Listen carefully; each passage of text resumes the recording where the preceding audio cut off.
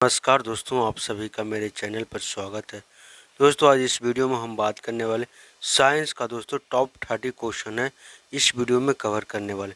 दोस्तों अगर आप जनरल कंपटीशन का तैयारी करते हैं, चाहे बिहार एसएससी हो या बिहार पुलिस हो या कोई भी आप कंपटीशन एग्ज़ाम की तैयारी करते हैं, तो उन सभी के लिए जो है ये वीडियो जो बहुत ही महत्वपूर्ण होने वाला है। तो चलिए दोस्तों हम साइंस का टॉप 30 क्वेश्चन जो है डिस्कशन करने वाले। चलिए पहला क्वेश्चन हम स्टार्ट करते हैं कि आंसुओं में यानी कि टीयर्स कौन सा पदार्थ घुला होता है। ऑप्शन है सामान्य नमक, समुद्र, स्टार्च या ग्लूकोज। तो दोस्तों आप सभी जानते हैं कि आँख से जो आंसू निकलता है उसमें जो है साधारण नमक के अंश मिला हुआ रहता है। ठीक है, इसको याद रखिएगा। साधारण नमक का NaCl केमिकल फार्मूला होता है। ठीक है, इसको याद रखिएगा NaCl। चलिए नेक्स्ट क्वेश्चन है, लोहे पर जंग लगना क्या कहलाती है। लोहे पर जंग लगना क्या, इसका कारण क्या है। ऑप्शन है फेरिक ऑक्साइड, ठीक है, या जलयोजित फेरस या फेरिक ऑक्साइड से, या क्षारीय फेरस या फेरिक कार्बोनेट से, या उपयुक्त में से सभी कारण। तो दोस्तों इसका सही आंसर होगा फेरिक ऑक्साइड होगा। फेरिक ऑक्साइड क्या होता है कि दोस्तों आप सभी जानते हैं कि आयरन के लिए दोस्तों क्या होता है, जंग लगने से संबंधित सबसे पहले जो आयरन पे जो है उसके लिए जो अनिवार्य तत्व होना चाहिए ऑक्सीजन और प्लस वाटर। ठीक है, इसको आप याद रखिएगा कि जंग लगने के लिए लोहे में जो है ऑक्सीजन और वाटर को होना आवश्यक है, तभी दोस्तों वो रिएक्शन करके जो है फेरिक ऑक्साइड बनाता है यानी कि Fe2O3 बनाता है। ठीक है, इसको याद रखिएगा। जंग लगने के लिए लोहे में ऑक्सीजन जरूरी है और वाटर जरूरी है, तभी जो है लोहे में जंग लग सकती है। दोस्तों एक और बात हम इसमें बात करना चाहते हैं कि लोहे में जंग लगना कैसे अभिक्रिया कहलाती है, तो रासायनिक अभिक्रिया कहलाती है। इसको भी आप याद रखिए, क्या कहलाती है, रासायनिक अभिक्रिया भी कहलाती है। चलिए नेक्स्ट क्वेश्चन है 3 नंबर कि इंसुलिन का खोज किसने किया था। इंसुलिन का खोज किसने किया था। ठीक है, ऑप्शन है बैटिंग ने, डोमेक ने, या रोनाल्ड रास ने, या हार्वे ने। जिसका राइट आंसर हो जाएगा बैटिंग ने। बैटिंग ने जो है इंसुलिन की खोज की थी। चलिए नेक्स्ट क्वेश्चन है 4 नंबर। 4 नंबर दोस्तों बहुत ही इंपॉर्टेंट क्वेश्चन है। ठीक है, कि वनस्पति तेलों को घी में परिवर्तित किया जाता है। वनस्पति तेलों को घी में परिवर्तित किया जाता है। ऑप्शन है ऊष्मा उपचार ट्रीटमेंट के द्वारा, या हाइड्रोजनीकरण द्वारा, या ऑक्सीजन द्वारा, या एंजाइमों के द्वारा। इसका राइट आंसर हो जाएगा हाइड्रोजनीकरण के द्वारा। ठीक है, हाइड्रोजनीकरण में क्या होता है दोस्तों, आप सभी जानते हैं कि इसमें जो है असंतृप्त हाइड्रोकार्बन रहता है। ठीक है, याद रखिएगा क्या रहता है, असंतृप्त हाइड्रोकार्बन रहता है। ठीक है, इसको याद रखिएगा। और इसमें जो है उत्प्रेरक के रूप में दोस्तों निकेल या उसको जो है आप कह सकते हैं पैलेडियम। कौन कौन रहता है, पैलेडियम। एग्जाम में कभी कभी क्वेश्चन पूछ दिया जाता है दोस्तों कि वनस्पति तेल को बनाने में उत्प्रेरक के रूप में कौन कौन रहते हैं, तो निकेल और पैलेडियम रहता है। तो याद रखिएगा कि असंतृप्त हाइड्रोकार्बन में उत्प्रेरक जो है निकेल और पैलेडियम के रूप में जब मिलाया जाता है और उसको क्या कहता है हीट किया जाता है, तब जो है दोस्तों हाइड्रोजन क्या हो जाता है, हाइड्रोजन क्या होता है, मिल जाता है। तब असंतृप्त हाइड्रोकार्बन क्या बन जाता है, संतृप्त हाइड्रोकार्बन बन जाता है। तो इस प्रोसेस को क्या कहते हैं, हाइड्रोजनीकरण कहते हैं, यानी कि ऑप्शन नंबर बी हो जाएगा इसका। याद रखिएगा दोस्तों, इसमें जो मुख्य रूप से जो काम किया जाता है उत्प्रेरक के रूप में क्या इस्तेमाल किया जाता है, निकेल इस्तेमाल किया जाता है और जो है पैलेडियम इस्तेमाल किया जाता है। इसको आप पॉइंट को अच्छे से पॉइंट को याद रखिएगा। ठीक है, और दोस्तों हम बता देते हैं हाइड्रोजनीकरण में जो है फॉर्मूला जो होता है H2O2 का यूज किया जाता है। चलिए नेक्स्ट क्वेश्चन है कि निम्नलिखित में से कौन सी एक मिश्र धातु है। ऑप्शन है जस्ता, स्टील, सीसा, या एल्युमिनियम। तो दोस्तों इसका राइट आंसर हो जाएगा स्टील। स्टील में जो है एसएन और पीवी को मिक्स किया जाता है, तभी क्या बनता है, स्टील बनता है। जस्ता जो है दोस्तों जेड से होता है, सीसा जो होता है पीवी से, और एल्युमिनियम जो होता है एल से डिनोट किया जाता है। ये सभी जो है तीनों दोस्तों क्या है, एलिमेंट है, और ये जो है क्या मिक्सचर ऑफ एलिमेंट है। ठीक है, इसको याद रखिएगा। चलिए क्वेश्चन नंबर 6 क्या कह रहा, निम्नलिखित में से कौन सी ईंधन गैस नहीं, यानी कि फ्यूल गैस नहीं है। ठीक है, तो ऑप्शन है भाप अंगार गैस, या प्रोड्यूसर गैस, या हास्य गैस, या मार्स गैस। तो दोस्तों आप सभी जानते हैं कि फ्यूल गैस जो है हास्य गैस नहीं है, यानी कि लाफिंग गैस। जो हम लोग दोस्तों गैस जो छोड़ते हैं, रिलीज करते हैं, उसको क्या कहा जाता है, लाफिंग गैस कहा जाता है। इसका फॉर्मूला जो होता है N2O होता है, इसको आप याद रखिए। भाप अंगार गैस का जो फार्मूला होता है दोस्तों CO प्लस क्या होता है, H2 होता है। एग्जाम में दोस्तों ये बार बार क्वेश्चन पूछा जाता है, इसको आप याद रखिएगा। प्रोड्यूसर गैस जो होता है दोस्तों CO प्लस क्या होता है, N2 होता है। तो आप इसको याद रखिएगा, बहुत इंपॉर्टेंट क्वेश्चन। अब मार्स गैस जो है दोस्तों मेथेन को कहा जाता है, यानी कि CH4 को कहा जाता है। तो आप इसको याद रखिएगा, ध्यान में रखिएगा। चलिए नेक्स्ट क्वेश्चन है, निम्नलिखित में से कौन सा तत्व प्रबल क्षारीय ऑक्साइड बनाता और जब यह ऑक्सीजन में जलता है तो। ठीक है, तो ऑप्शन है फास्फोरस, सोडियम, लोहा और गंधक। ठीक है, आप सभी जानते हैं दोस्तों, इस क्वेश्चन का आंसर बताने से पहले दोस्तों हम आपको डिटेल थोड़ा सा बता देना चाहते हैं कि धातु प्लस क्षार जो है दोस्तों रिएक्शन कीजिएगा तब क्या बनता है, क्षारीय ऑक्साइड बनता है। ठीक है, क्षारीय क्या बनता है, ऑक्साइड के रूप में बनता है। ठीक है, इसको याद रखना है। तो दोस्तों इसमें जो है धातु जो है, एक आपका ऑप्शन में जो है सोडियम ही है जो धातु के रूप में अगर क्षार के साथ रिएक्शन किया जाए तो क्षारीय ऑक्साइड बनाएगा। ठीक है, और ऑक्सीजन में भी ये क्या होगा, जलने लगता है। चलिए नेक्स्ट क्वेश्चन है 8 नंबर क्वेश्चन, बहुत इंपॉर्टेंट क्वेश्चन है कि फेदम क्या है। ठीक है, यह एक मछली होती है, या पौधे का नाम है, या बर्तन को कहा जाता है। ठीक है, या इसको माप कहा जाता है। तो दोस्तों इसका राइट आंसर हो जाएगा एक माप हो जाएगा। एक माप क्या होता है, फेदम होता क्या, इसके बारे में जान लीजिए। ये फेदम जो है दोस्तों समुद्र में जो पानी की गहराई जो होती है, समुद्र में पानी की जो गहराई होती है उसको नापने के लिए इसका इस्तेमाल किया जाता है। ठीक है, इसको याद रखिए, समुद्र की गहराई नापने में इसका प्रयोग किया जाता है। ठीक है, और एक फेदम जो होता है दोस्तों, ठीक है, FATH, एक फेदम जो होता है वो आपके 6 फीट के बराबर होता है। ये ऐसा कैलकुलेशन होता है। ठीक है, तो आप इसको याद रखिएगा कि फेदम क्या है, एक समुद्री पानी की गहराई को मापने में इसका प्रयोग किया जाता है। चलिए नेक्स्ट क्वेश्चन है 9 नंबर क्वेश्चन है कि रिचर स्केल किससे नापने में प्रयोग किया जाता है। ऑप्शन है भूकंप की तीव्रता, वायु की गति, या समुद्र की गति, या शरीर का ताप।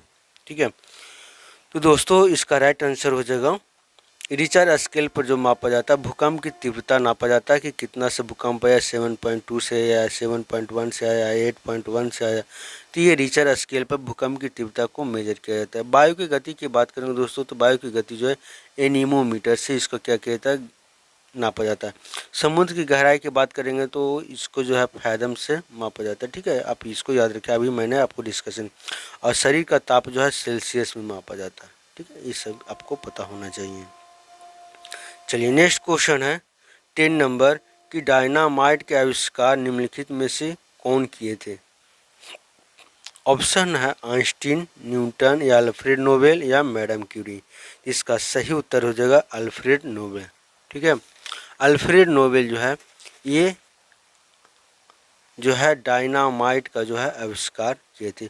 और दोस्तों अल्फ्रेड नोबेल के नाम पर ही जो है नोबेल पुरस्कार का शुरुआत किया गया था। किस पुरस्कार को शुरुआत किया गया था, नोबेल पुरस्कार को शुरुआत किया गया था, इसको याद रखिएगा। चलिए नेक्स्ट क्वेश्चन है 11 नंबर क्वेश्चन है कि प्लास्टर ऑफ पेरिस प्राप्त किया जाता है।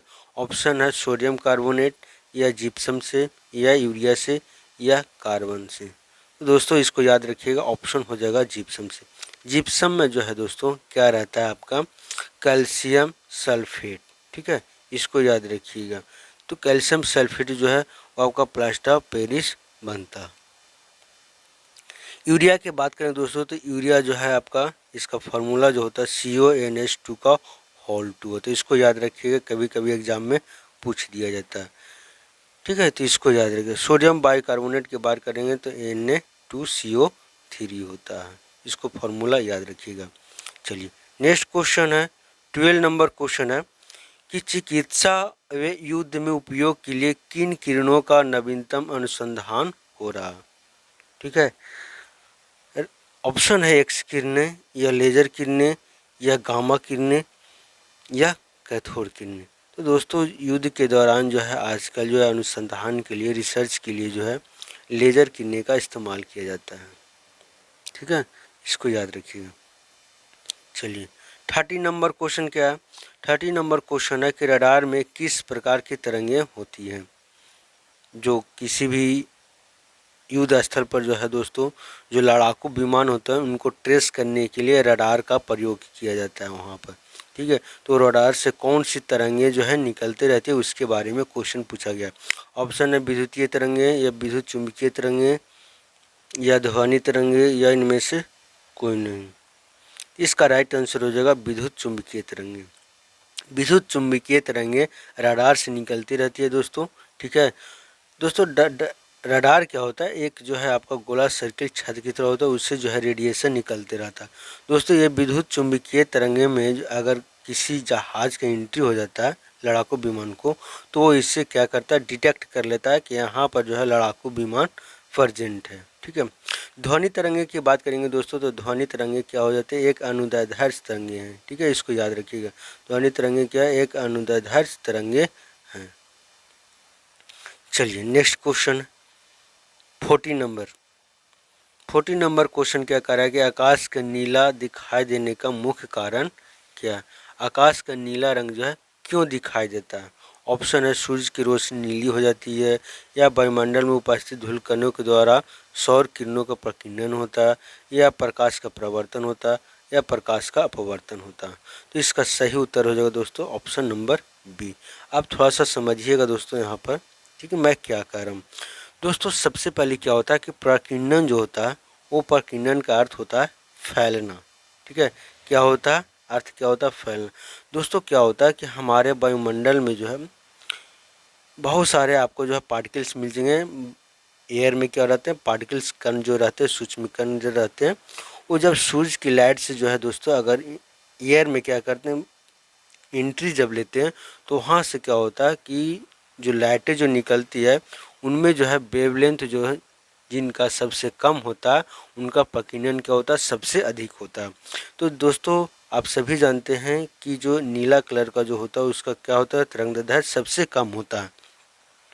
तो तरंगदैर्ध्य होने के कम होने की वजह से क्या होता है दोस्तों, ये लाइट जो है ब्लू कलर का जो होता है नीला, वो क्या होता है, रिफ्लेक्ट होकर ऊपर चला जाता है।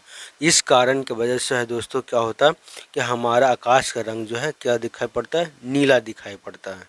ठीक है, तो आप सभी जानते हैं।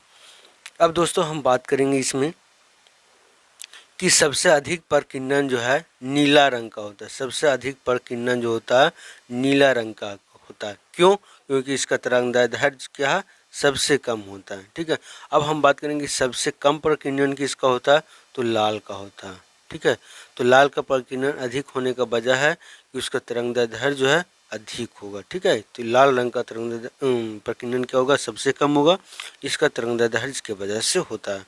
तो ऑप्शन नंबर क्या हो जाएगा, बी। नेक्स्ट क्वेश्चन है 15 नंबर क्वेश्चन है कि तेज गति से आता हुआ वाहन हॉर्न बजाता है तो उसका पिच क्या होगा। उसका पिच जो है अधिक सुनाई देता है। आप सभी जानते हैं। ठीक है, कि कोई वाहन जो है अगर तेज गति से आ रहा तो उसका हॉर्न जो है बहुत तेजी से बजता हुआ जाता है, उसका पिच भी क्या होगा, सबसे अधिक होता है। Option number B.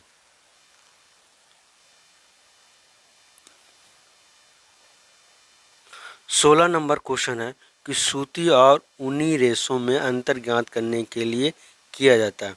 तो इसका ऑप्शन है छूकर, जलाकर, या NO से अभिक्रिया करा के, या H2O से अभिक्रिया करा के। तो दोस्तों इसका सबसे सटीक आंसर हो जाएगा कि सूती और ऊनी कपड़ों को अंतर ज्ञात करने के लिए जो है दोस्तों उसको क्या किया जाता है, जलाकर आप इसको जो है टेस्ट कर सकते हैं या प्रैक्टिकल कर सकते हैं।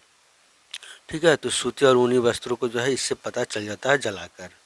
चलिए नेक्स्ट क्वेश्चन है 17 नंबर क्वेश्चन है कि बर्फ पर दाव बढ़ाने से उसका गलनांक क्या हो जाता है। तो दोस्तों अगर बर्फ पर दबाव बढ़ाइएगा तो उसका गलनांक जो है क्या हो जाता है, घट जाता है। ठीक है, जब प्रेशर क्या होगा, बढ़ेगा, तो मेल्टिंग पॉइंट जो क्या हो जाएगा, घट जाएगा। इसको याद रखिएगा। और वहीं अगर प्रेशर अगर घटा देंगे तो मेल्टिंग पॉइंट क्या हो जाएगा, बढ़ जाएगा। यानी कि एक दूसरे का क्या होता है, अपोजिट होता है।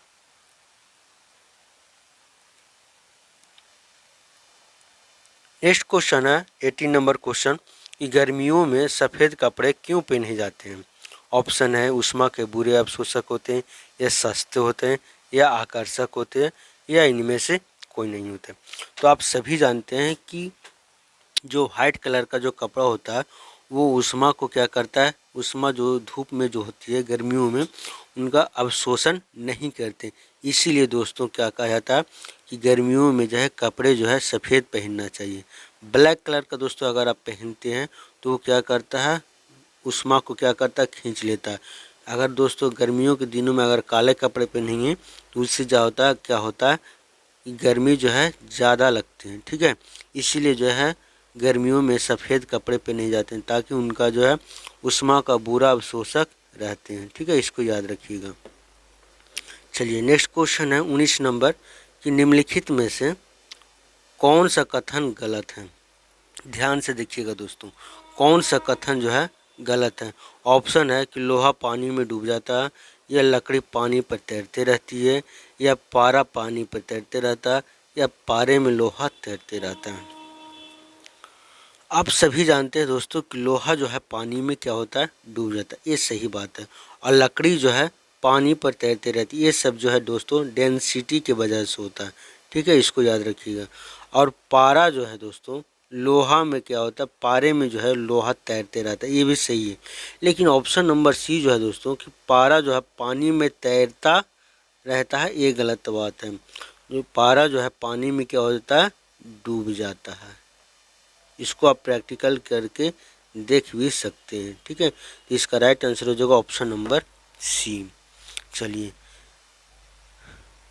नेक्स्ट क्वेश्चन है 20 नंबर क्वेश्चन है कि संतरे में कौन सा विटामिन अधिक होता है। ऑप्शन है डी, ए, सी, बी।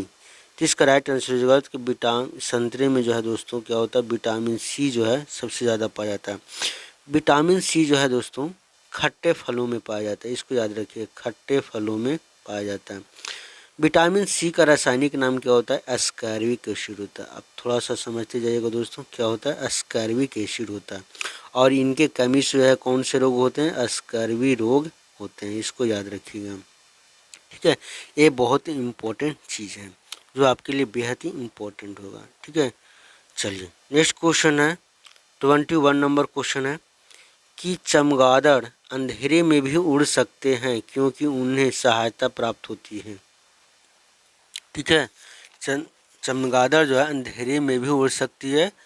ठीक है, क्योंकि उन्हें सहायता प्राप्त होती है। तो ये दोस्तों इसका सबसे बढ़िया हो जाएगा कि अल्ट्रासोनिक वेव की वजह से होता है। क्या होता है, अल्ट्रासोनिक वेव जो है वो दिखाई देता है। अल्ट्रासोनिक वेव जो होता है वो दिखाई देते रहता है। ठीक है, तो इसको याद रखिए, ये बहुत ही इम्पोर्टेंट चीज़ है। ठीक है, और अल्ट्रासोनिक वेव जो है दोस्तों 20,000 क्या होता है, हर्ज से क्या होता है, ऊपर होता है। मनुष्य को देखने के लिए दोस्तों 20 हर्ज से लेकर 20,000 हर्ज तक मनुष्य जो है देख सकता है। ठीक है, इसको याद रखिएगा।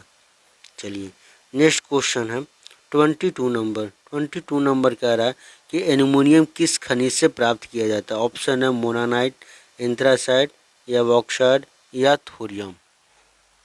ठीक है, तो एल्युमिनियम जो है दोस्तों बॉक्साइट का कहा एक यशक है जिससे एल्युमिनियम जो है प्राप्त किया जाता है। ठीक है, तो बॉक्साइट से क्या किया जाता है, एल्युमिनियम प्राप्त किया जाता है। एंथ्रासाइट जो है दोस्तों क्या होता है कि सबसे उच्चतम क्वालिटी का कोयला होता है। क्या होता है, सबसे उच्चतम क्वालिटी का क्या होता है, कोयला होता है। और ये कोयला से संबंधित है। और थोरियम जो है दोस्तों ये यूरेनियम से संबंधित है। ठीक है, चलिए नेक्स्ट क्वेश्चन है 23 नंबर क्वेश्चन है कि ब्लैक होल क्या है। ब्लैक होल क्या है, निहारिकाएं हैं या उल्काएं हैं या सूर्य के धब्बे हैं या इनमें से कोई नहीं है। तो दोस्तों ब्लैक होल जो है इनमें से कोई नहीं, नहीं तो निहारिकाएं हैं, नहीं उल्काएं हैं, नहीं सूर्य के धब्बे हैं, इनमें से कोई नहीं, जो ऑप्शन नंबर डी हो जाएगा। चलिए 24 नंबर क्वेश्चन है कि जल में अस्थायी कठोरता का कारण क्या है। ऑप्शन है मैग्नीशियम कार्बोनेट, कैल्शियम क्लोराइड या जिंक क्लोराइड या कैल्शियम बाइकार्बोनेट। ठीक है, तो इसका सही आंसर हो जाएगा दोस्तों कैल्शियम क्लोराइड। कैल्शियम और क्लोरीन के प्रेजेंट के वजह से क्या होता है, जल में अस्थायी कठोरता बनी रहती है। कैल्शियम क्लोराइड और इसके अलावा दोस्तों क्या होता है, मैग्नीशियम क्लोराइड भी प्रेजेंट रहता है। ठीक है, इसको याद रखिएगा। चलिए नेक्स्ट क्वेश्चन है 25 नंबर। 25 नंबर क्वेश्चन है कि कैलोरी की मापन इकाई है। कैलोरी किसका मापन इकाई है। ठीक है, ऑप्शन है ऊष्मा, ठोस, तरल, ध्वनि। तो ऊष्मा का ये मापन इकाई है। ठीक है, चलिए नेक्स्ट क्वेश्चन है 26 नंबर। बहुत इंपॉर्टेंट क्वेश्चन है कि सूर्य उदय होते समय या डूबते समय लाल क्यों दिखाई देता है। ठीक है, ऑप्शन है विकिरण, जलवाष्प या धूल के कण या प्रकीर्णन। तो इसका राइट आंसर हो जाएगा दोस्तों प्रकीर्णन। दोस्तों मैंने इसे पिछले वाले क्वेश्चन में डिस्कशन किया था कि सूर्य मतलब कि जो है पृथ्वी का आकाश का रंग जो है नीला क्यों दिखा देता है, प्रकीर्णन के वजह से होता है। क्योंकि नीला कलर का जो है प्रकीर्णन जो है क्या होता है, सबसे अधिक होता है। ठीक है, और लाल रंग का प्रकीर्णन क्या होता है, सबसे क्या होता है, कम होता है। ठीक है, इसको याद रखिएगा। तो यहाँ पर भी दोस्तों वही नियम लागू होगा कि सूर्य उदय होते समय जो है या डूबते समय जो है लाल रंग क्यों दिखाया जाता है, प्रकीर्णन के वजह से होता है।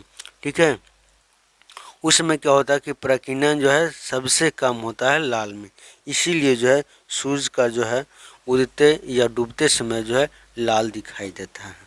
चलिए नेक्स्ट क्वेश्चन है 27 नंबर कि घरों में विद्युतीय संयंत्र जोड़े जाते हैं। ऑप्शन है श्रेणी में या समानांतर में या मिश्रित में या इनमें से कोई नहीं। तो घरों में विद्युतीय यंत्र जो जोड़े जाते हैं वो समानांतर क्रम में जोड़े जाते हैं, इसको आप याद रखिएगा, पैरेलल लाइन में जोड़े जाते हैं। ठीक है, चलिए नेक्स्ट क्वेश्चन है 28 नंबर कि लोहे में जंग लगना क्या है। दोस्तों सबसे पहले या सेकंड क्वेश्चन में मैंने डिस्कशन किया था कि लोहे का जंग लगने के लिए ऑक्सीजन की आवश्यकता होती है और वाटर की आवश्यकता होती है, तब वह जो है दोस्तों फेरिक ऑक्साइड बनाता है। ठीक है, इसको याद रखिए। और यह है कि क्रिया क्या है, ये रासायनिक अभिक्रिया है, उसमें भी मैंने डिस्कशन किया हुआ था। चलिए नेक्स्ट क्वेश्चन है 29 नंबर। 29 नंबर क्वेश्चन है कि विद्युत बल्ब में फिलामेंट का किसका बना होता है, क्रोमियम का, टंगस्टन का, तांबा का या जस्ता का। ठीक है, तो इसको याद रखिएगा। विद्युत बल्ब में जो है टंगस्टन का बना हुआ रहता है और टंगस्टन का जो है W से सूचित किया जाता है। ठीक है, और इसका जो परमाणु संख्या होता है वो 74 रहता है, इसको याद रखें। क्रोमियम को जो है Cr से डिनोट करते हैं, तांबा को Cu से डिनोट करते हैं, जस्ता को Zn से डिनोट करते हैं। चलिए नेक्स्ट क्वेश्चन है 30 नंबर क्वेश्चन है कि केतली में पानी का गर्म होना क्या उदाहरण है।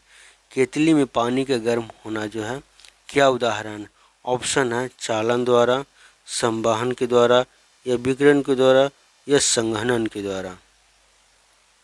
ठीक है, तो इसका राइट आंसर हो जाएगा संवहन के द्वारा जो है केतली में जो है पानी गर्म हो जाता है।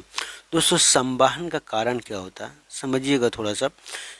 संवहन जो है दोस्तों क्या होता है कि ऊष्मा जो द्रव की कण जो गति होते हैं वो स्थानांतरित होते रहते हैं। मान लिया कि दोस्तों अगर आप पतीला में जो है आप किसी भी टब में जो है पानी ले लिए, इस पर हीट दीजिएगा तो इसका जो वाटर का जो पार्टिकल्स होता है वो क्या होता है, काइनेटिक एनर्जी जो है क्या होता है, गति की ऊर्जा जिसको बोलते हैं, वो क्या होता है, बढ़ जाता है। तो दोस्तों इसके वजह से क्या होता है कि केतली में जो है पानी क्या हो जाता है, गर्म हो जाता है। और संवहन की प्रक्रिया जो है दोस्तों द्रव और गैस में होता है, इसको याद रखिएगा। संवहन की प्रक्रिया किस में होता है, द्रव और गैस में होता है। चालन जिसको कहते हैं दोस्तों कि चालन जो है ये ऊष्मा का संचरण होता है, जिससे विभिन्न वस्तुओं में क्या होता है, भागों में क्या होता है, ताप का अंतर होता है। ठीक है, चालन एक ऐसा प्रोसेस है। अब विकिरण की बात करेंगे दोस्तों, तो विकिरण में जो है किसी माध्यम की आवश्यकता नहीं होती है।